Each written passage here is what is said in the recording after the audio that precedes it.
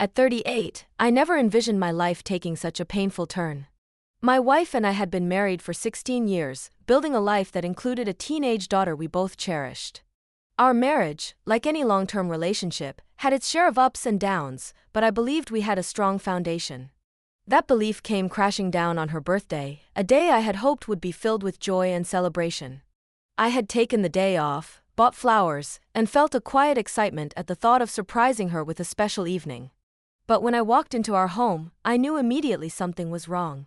The hallway was littered with clothes, men's and women's clothes, scattered as if tossed aside in haste. My confusion turned to dread as I pieced together what was happening. I heard voices and unmistakable sounds of intimacy coming from our bedroom. It was like a punch to the gut, numbing me and rooting me in place. The reality of my wife's betrayal began to sink in, and my chest tightened with anger, hurt, and disbelief. The shock paralyzed me, but only for a moment. The realization of what I had walked into hit me like a wave, and I struggled to breathe. The sounds coming from the bedroom were unmistakable, confirming my worst fears. In a haze of disbelief and fury, I backed away and found myself in the living room, sitting on the edge of the couch. My hands trembled as my mind raced.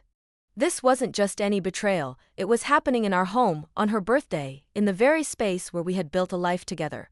My gaze shifted, and I noticed the man's belongings scattered around, a phone, keys, and pieces of clothing that weren't mine. The anger that had simmered in the pit of my stomach erupted. I acted on impulse, grabbing his things and heading to the driveway. With hands fueled by rage, I doused the clothes with charcoal starter fluid and set them ablaze. Watching the flames consume them gave me a fleeting sense of satisfaction, but it did nothing to dull the pain gnawing at my insides. As I walked back into the house, the chaos I had unleashed caught up to me. My wife stood there, a towel clutched around her body, her face a mix of shock and panic. Tears welled up in her eyes as she took in the scene. I met her gaze, and with a voice laced with bitterness, I wished her a happy birthday. She started to cry, but her tears only deepened my resentment. Moments later, the other man appeared, equally disheveled and wrapped in a towel. The reality of what I was facing became clearer as I handed him his phone and keys and ordered him to leave. My wife pleaded, "Please don't do this to him," as if protecting him was her first instinct. The words cut through me like a knife. What about defending our marriage? Her betrayal was raw, and her loyalty to this stranger over her own husband felt like an added layer of cruelty. When she moved to get him a pair of trousers, I made it clear that he'd get nothing from me. In the heat of the moment, he tried to grab my arm, a foolish move that unleashed the fury boiling inside me. I hit him, my fists connecting with a force I didn't know I had until he was on the ground, eyes red and already swelling. I turned to my wife, who was sobbing, and told her to leave. It was her birthday, but that didn't matter anymore. She walked out, and I watched her go, the woman I had loved for 16 years now a stranger. She moved in with her mother, a woman who had her own history of infidelity, a cruel irony that wasn't lost on me. In the days that followed, I barely spoke to her. My phone buzzed endlessly with her calls and messages, but I couldn't bring myself to respond. It was too painful, too raw. I broke the news to our daughter, doing my best to shield her from the worst of it, but the hurt was evident in her eyes. She was angry and confused, and her mother's actions shattered the trust she'd had in her. The pain didn't subside, and each passing day felt like a struggle to stay composed. I knew I had to take control of the situation for the sake of my daughter and my own sanity. That's when I made the decision to hire a lawyer and initiate divorce proceedings. The moment felt heavy, a point of no return, but it also carried a sense of resolve. I needed to reclaim my life, to step away from the betrayal that had torn through our home. After days of ignoring my wife's pleas and messages, I finally reached out and arranged to meet her in a neutral place, a local coffee shop. My heart pounded as I walked in, unsure of what I wanted to hear but knowing that I needed answers. I placed my phone on the table and hit record, the small red light a silent witness to our conversation. Her face was drawn, eyes swollen from what seemed like days of crying. She began by asking why I was doing this, as if my actions needed justifying. The question stunned me, but I pushed past it, telling her that I couldn't trust her anymore. She tried to explain that she wanted to save our marriage, that she had felt disconnected and lost, but now realized the value of what she had thrown away. Her words sounded hollow, rehearsed. I told her it was too late for that. Tears streamed down her face as she asked if I was really willing to throw away 16 years of marriage. I shot back that it wasn't me who had thrown it away, it was her. I demanded to know who the other man was. She told me he was a stay-at-home dad from one of the homeschooling programs, a casual acquaintance who had turned into something far more destructive. When I asked how long the affair had been going on, she admitted it had been 2 months. Her attempts to appear remorseful only deepened my resentment. She insisted she had felt guilty, that she was planning to end things before I found out. I scoffed at the lie, telling her that the only thing she regretted was getting caught. I asked for her phone, half expecting her to have erased everything, but surprisingly, she hadn't. She showed me the texts, from the initial flirtations to the detailed plans of their meetups. Each message felt like a knife, cutting into whatever resolve I had left. I pressed further, asking why she could share certain aspects of herself with him but not with me. She looked down, ashamed, and whispered that she didn't want me to look at her differently for her desires. The absurdity of it made me angry. I told her I wouldn't have judged her, that her assumptions and cowardice had cost us everything. She showed me the text she had sent him, saying they couldn't see each other anymore. It felt empty, too little, too late. I made it clear that I wouldn't force our daughter to speak to her. That relationship was for them to mend, and I wouldn't stand in the way or push it. I told her that if she wanted any hope of moving forward, she needed counseling, serious counseling, because there was something profoundly broken inside her. Leaving the coffee shop, I felt a hollow ache but also a strange sense of finality.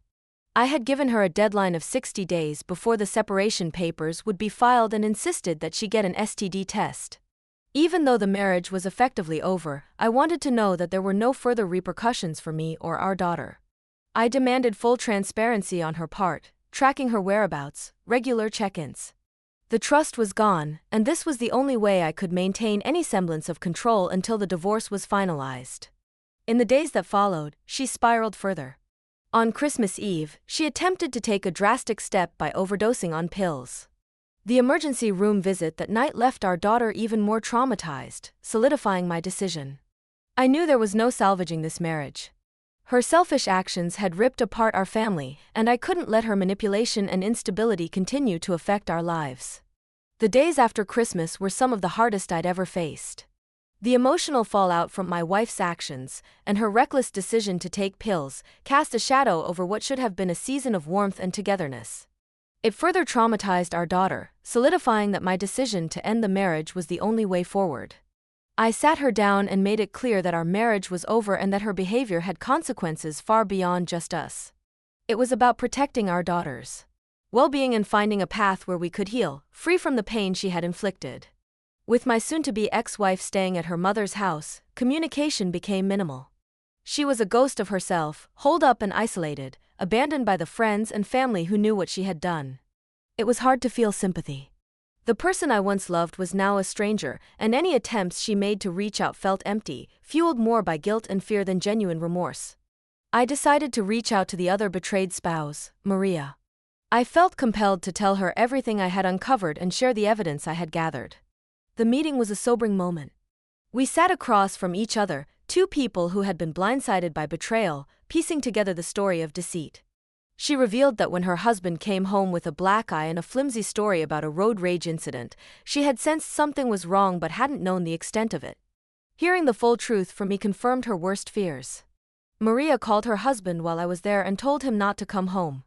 It was a moment that felt both vindicating and heartbreaking. We talked for nearly an hour, processing our mutual betrayal and finding a strange comfort in knowing we weren't alone in our pain. The next morning, she reached out to me, expressing her desire to involve her divorce attorney, as she was also preparing to end her marriage. The solidarity between us felt like a lifeline amidst the chaos. The divorce proceedings with my wife were straightforward.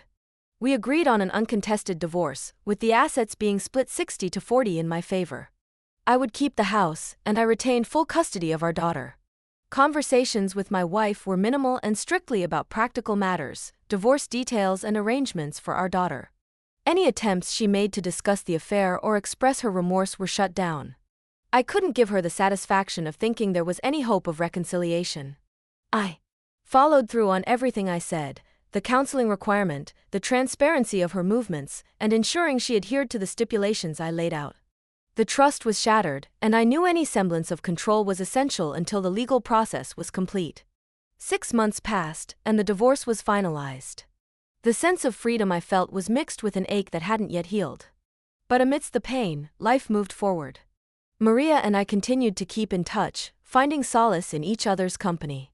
We shared a bond forged from betrayal and the determination to rebuild our lives. Though I didn't rush into anything romantic, we found comfort in being there for each other.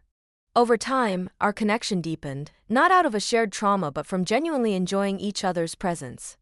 It felt strange to open my heart again, but Maria's understanding and kindness made it possible. We started dating slowly, respecting the time we both needed to heal. Now, years later, I look back on that tumultuous period with clarity. The betrayal that shattered my life was painful, but it led me to a place where I could rebuild stronger and wiser. I learned that trust, once broken, takes immense strength to mend, but it's possible to find peace and even love again. As for my daughter, she's grown stronger too, finding ways to move forward without being defined by the trauma. She knows that life isn't perfect and that people can let you down, but she also knows that resilience runs deep in our family. The past is now a chapter closed, and while its lessons remain, they no longer define my story. I'm moving forward, step by step, with hope and a renewed sense of purpose. Dear listener, if you've made it this far, thank you for being a part of my story. If you found any part of this helpful or relatable, please consider subscribing. Your support means everything as we continue to share and learn from each other's experiences.